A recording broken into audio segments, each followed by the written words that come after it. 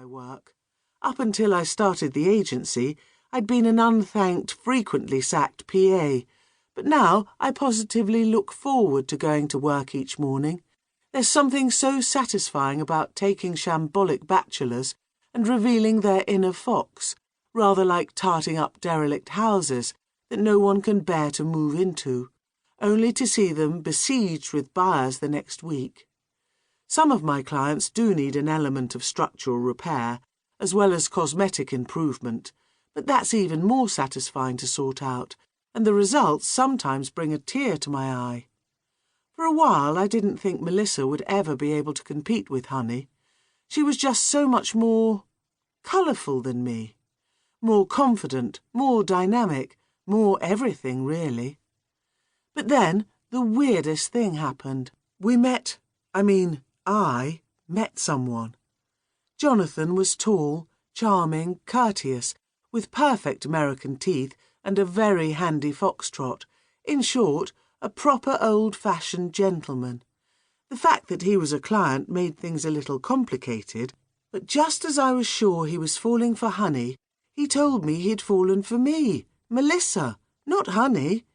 When I'd got over being amazed, I was very, very happy, and I still am. Very, very happy. However, being practically perfect during working hours didn't mean I wasn't still prone to lateness and laddered tights in the mornings. I was already 17 minutes behind schedule, and since my best friend Gabby was meant to be helping me out on my first job of the day, I had no doubt those 17 minutes were about to double. I was running late because my flatmate Nelson had phoned LBC to add his 2 penn'orth to a heated debate about recycling, and had insisted on my hanging around to record his contribution on the kitchen radio. Gabby was running late because there was some sample sale on in Hampstead, for which the doors opened at 7 a.m. At 8:33 a.m, we were both scuttling down the street towards the agency, knowing full well that Tristram Hart Mossop would be waiting for us outside Selfridge's at 9 a.m, on the dot, and I wasn't anywhere near ready for that. "I don't see why we can't just go straight to Oxford Street," panted Gabby.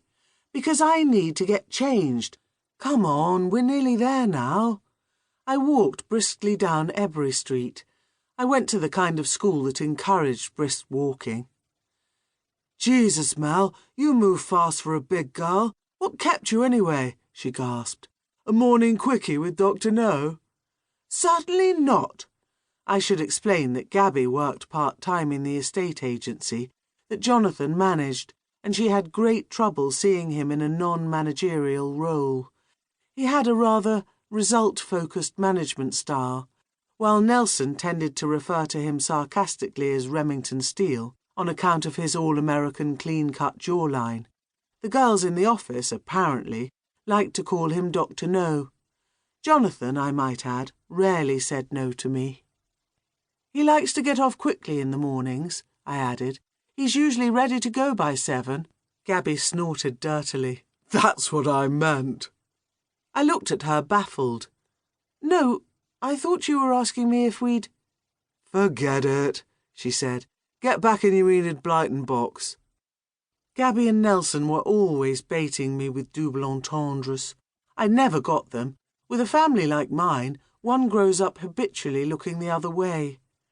"Nothing wrong with having an innocent mind," I said, unlocking the door and pushing it open. There was the usual stack of interesting-looking post, but I didn't have time to check through it. Instead, we bounded up the stairs 2 at a time, past the very discreet beauty salon on the ground floor, where Chelsea wives snuck off for their Botox and electro-whatsits, and into my office. I threw my huge handbag on the leather sofa and handed Gabby the bunch of ranunculus I'd bought on the way. "Right," I said, peeling off my cardigan. "I'm going to get changed. Stick these flowers in water, would you?" "OK," said Gabby, looking round for a vase.